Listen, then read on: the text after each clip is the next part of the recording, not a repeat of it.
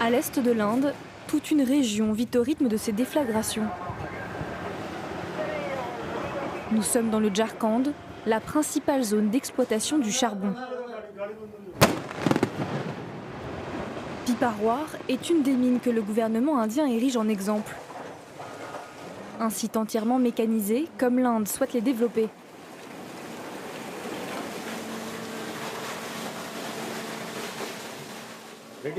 Vous êtes prêts? Démarrez le convoyeur 2. Navin Kumar est le chef des machines de Piparwar. Il fait partie des 370 000 employés de Coal India. Le géant indien, contrôlé par l'État, est le premier producteur de charbon au monde. Un fleuron national qui fait la fierté de ses salariés, un privilège aussi. Nous disposons d'un logement et de l'électricité gratuite, de l'eau potable, l'accès aux soins. Nous avons aussi droit à une bonbonne de gaz par mois et aussi l'école payée par l'entreprise. En Inde, 70% de l'électricité provient du charbon. Les millions de tonnes extraites à Piparwar partent alimenter les usines et les centrales électriques autour de la capitale indienne, New Delhi. Nous avons énormément de chance d'avoir autant de charbon et de si bonne qualité. Nous contribuons ainsi au développement du pays. Si on l'appelle l'or noir, c'est parce que c'est lui qui nous fournit cette précieuse électricité. C'est vraiment comme de l'or. Le charbon, c'est une bénédiction. Le charbon, une bénédiction, est la seule source d'énergie fossile pour ce géant démographique en pleine croissance. En 2035, l'Inde sera le plus gros consommateur d'énergie au monde. Alors pour nourrir son développement, le gouvernement mise tout sur ce combustible très polluant.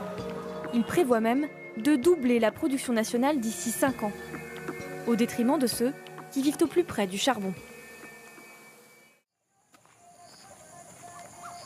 5h30, le soleil se lève à peine sur Jharia, la capitale historique du charbon en Inde, toujours dans le Jharkhand.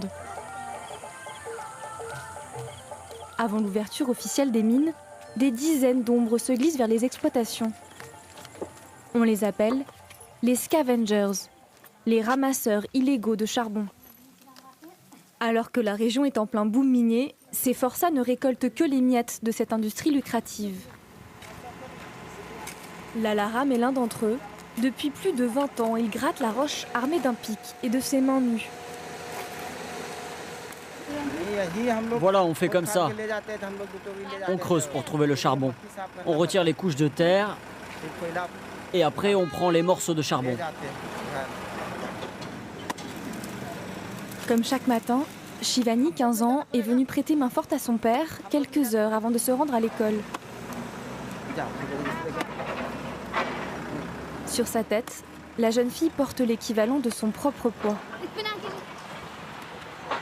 Celui-là pèse 40 kilos. On n'a pas le choix. Quelqu'un doit bien porter tout ça. Comment pourrait-on survivre sinon? C'est seulement grâce à ces paniers que l'on pourra gagner de l'argent.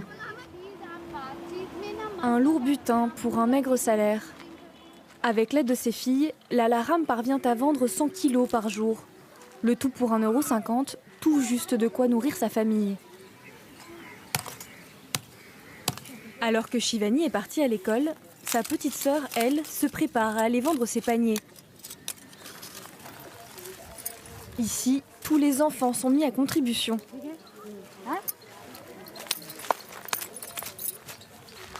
C'est comme ça qu'elle s'achète de quoi grignoter à l'école, en vendant quelques kilos par semaine. Comme cette famille, la plupart des villageois ici sont arrivés à Jharia il y a plus de 20 ans en quête d'un emploi, d'une vie meilleure. Regardez cette enfant, elle est beaucoup trop jeune. Elle devrait être en train de jouer, mais au lieu de ça, elle aide son père à porter ce sac. S'il avait un vrai travail, elle n'aurait pas besoin de l'aider. Sans emploi légal dans les mines, tous les villageois sont devenus scavengers. À Jharia, l'histoire du charbon commence sous l'Empire britannique. Un siècle d'exploitation minière plus tard, la région a des allures de champ de bataille. Les mines à ciel ouvert éventrent le paysage. En surface, la terre craque et se consume, car sous le sol de Jharia, des feux de mine brûlent depuis 100 ans. Voilà, ça c'était notre chambre. Le feu s'est trop approché et on a dû partir. Maintenant on dort dehors, derrière. Mis au contact de l'air, le charbon peut s'embraser spontanément. Mal maîtrisé, l'incendie souterrain se propage alors sur des kilomètres. On vit sous la menace permanente d'un effondrement. Ça peut arriver à tout moment. Ils ont creusé très près de chez nous, on ne sait pas jusqu'à quelle profondeur. On a peur. Avec 70 feux toujours en cours, c'est le plus grand incendie de mine au monde. Aujourd'hui, ce sont plus de 42 millions de tonnes de charbon qui sont parties en fumée, pour rien. S'ils avaient brûlé dans une centrale au moins, ça aurait servi à quelque chose. Mais c'est juste des quantités énormes de gaz émises dans l'atmosphère. C'est un double échec. La Terre est détruite et l'atmosphère est polluée. Face à l'urgence, le gouvernement a récemment promis de reloger plus de 100 000 habitants qui vivent sur ces terres fragiles. Ailleurs en Inde, les populations locales commencent à se soulever contre le charbon roi. Singrauli, capitale énergétique de l'Inde. De vastes mines à ciel ouvert prises sur la forêt. Avec 13 000 mégawatts produits chaque année, c'est le plus grand centre de production électrique du pays.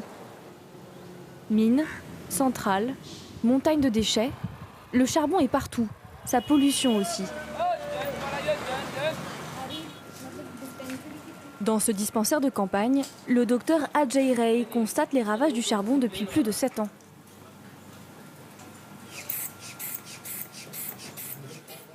Comment ça va l'estomac? J'ai toujours mal, tous les jours. Toute ma famille souffre. Et pourtant, on prend nos médicaments tous les jours. Le médecin n'hésite pas à pointer du doigt la pollution de l'air et de l'eau, principal responsable des pathologies de ses patients selon lui.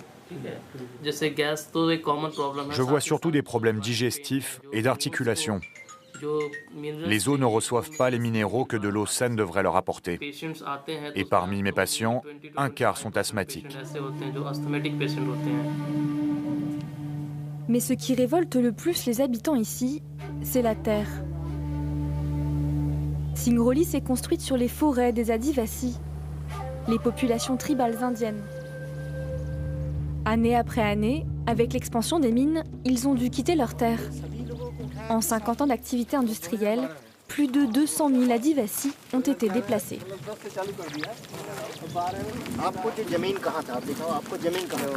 Montrez-moi où était votre village. Il était là-bas, enfin, en dessous. Il était à 1 kilomètre après les déchets. Le village a été englouti il y a 3 ans sous cette montagne de déchets. Sur cette image satellite, les zones en clair, ce sont les tonnes de déchets miniers qui s'étendent sur des dizaines de kilomètres. Depuis 20 ans, Soumya Dutta, un expert en environnement, aide les populations locales à se mobiliser contre les compagnies minières. Quand nous sommes venus en 2013, nous avons vu des énormes rochers rouler. Vous les voyez là-bas? Tout en haut de la montagne de déchets. Si les gens